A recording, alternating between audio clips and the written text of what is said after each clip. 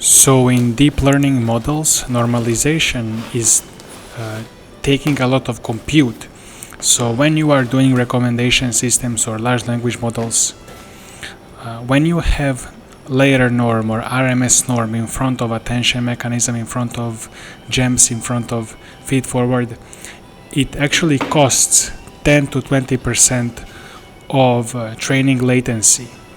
So PyTorch is trying to remove this training latency, so make the training 10 to 20% faster in this blog post. This image shows the issue. So when you are doing matrix multiplications, you can actually just split up into tiles and do each tile independently. This is very fast. You can split up the entire matrix into these boxes, 32 by 32 or 128 by 128, etc. But when you do normalization, you need to take the entire row or multiple rows together. So you cannot split this row into multiple tiles. You cannot parallelize the row. You need to take it all together. And then this is a lot slower. It cannot be parallelly computed like this. Because LayerNorm and RMSNorm and other normalizations require a reduction, so which is calculating mean variance or root mean square across the entire inner dimension, so entire row. So even on this image, you see how you cannot split the CTA cooperative thread array is entire row. You could just try to make the whole tile, like the tile, this long. But there are issues, GPUs cannot support it.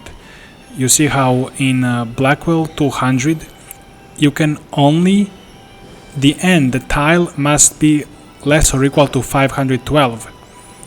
If your model has more dimensions than 512, which it's going to have, then there are memory errors, performance regressions, and all these issues. But realistically, models have a couple of thousand dimensions, 7,000, 10,000 maybe, biggest ones.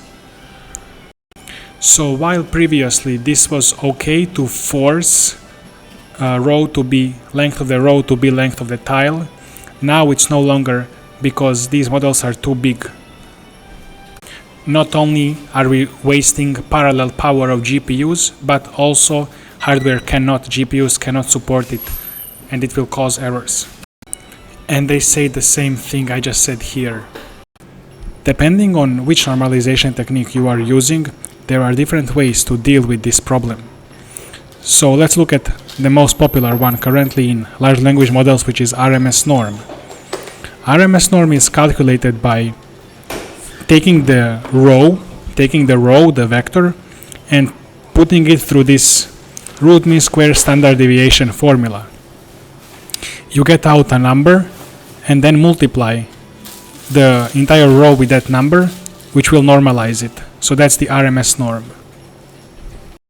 So if you have some numbers 2424, after RMSNorm, you're gonna get some numbers that are around 1, 0, 1. So if you have like numbers that are very big, they will all go back to around 0, 1, which is very good for hardware. Hardware likes numbers that are around 1, -1, this kind of stuff. And it also stabilizes training. You don't want to have like 10 million times 10 million in matrices, because those numbers cannot be represented. And there are other issues like it pulling all of the weight. This kind of tough to explain though. But you want to have your numbers kind of around 1 normalized. So if you are in this situation where you have RMSNorm before a linear layer, so you have RMSNorm of some input times linear layer, or so this is just like multiplying with some weights. So this is before the linear layer. You're going to change the order of operations without changing the results. So A times RSTD, and then matrix multiply with B.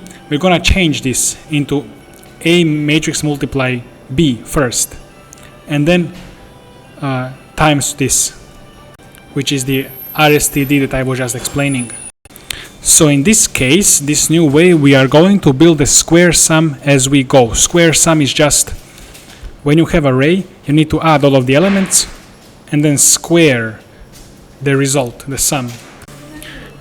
And this way we can actually just use already calculated, already multiplied numbers and just keep adding them without needing to first take the entire row and then add it separately.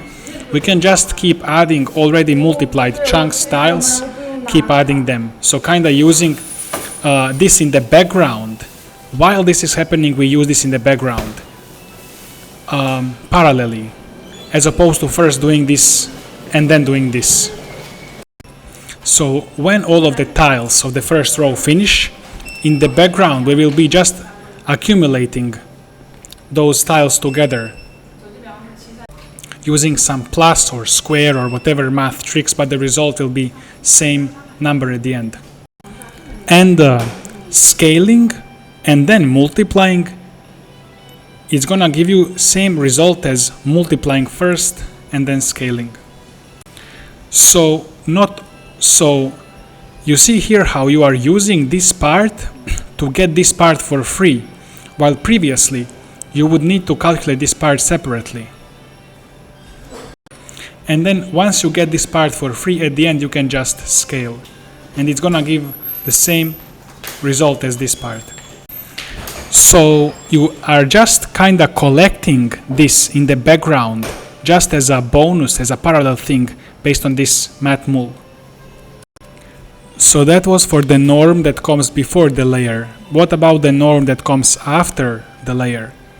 So here we are fusing the post norm with linear layers. So the problem is same. The norm needs entire row, but none of the workers, none of the CTAs, none of the tiles in the GPU have the entire row. They are computing tile by tile, small chunks. So here they're gonna use some teamwork. So instead of having one guy calculate the entire row, each of them are gonna calculate their part and then share with them through fast memory, share with each other through fast memory. And by combining or adding these partial sums, by communicating with each other, each of them can get the full sum and then use the full sum to normalize just their piece of data. The main thing here is that we are using this fast DSMEM, which is a lot faster than the main slow memory. So distributed shared memory is visible to all of the threads within the same cluster. But there are some issues, like it still has a limit on the row. So for example, 4096 on Blackwell, which is better than the previous 512, and it's also faster, and it's more because this was a big one, as I mentioned before. Now keep in mind that in forward pass it's after the norm is after the layer, but in backward pass the same norm will be before this layer. So their trick is, how do you solve this? So their trick is actually you can still fuse this norm with the other layer that comes before it. So usually norm will sit between two layers, and you can always treat it as post norm and fuse it with the previous layer, either in forward or backward. And lastly, FlashNorm attention. So they are trying to fuse all of these tricks, pre-norm, post-norm, attention, residuals, everything into like a big mega-kernel. Mega-kernel is just an optimized way to do all of these things, a lot of these things on GPU, with just a bunch of tricks and how to make it run faster on GPU with less memory. So usually in attention block you have normalization, attention, residual, and then normalization, residual after that as well. And a lot of things are reading from the main memory, HBM, which is slow. The goal is kinda to do all of this in a single kernel, possibly with just reading from memory once, and then just recycling on the processing in the processors of GPU. So here what they want to fuse is the LayerNorm before, RMSNorm after, and two residual connections all wrapped around the attention math, or all fused into attention.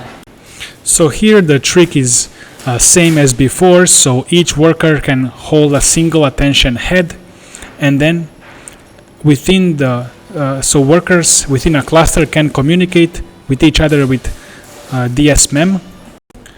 But there are some issues. For example, if you have a mega-kernel, you need to keep a bunch of values for a long time, like residual, pre-norm, all of this stuff that you need to use later. So there is a bunch of tricks they use to deal with these things.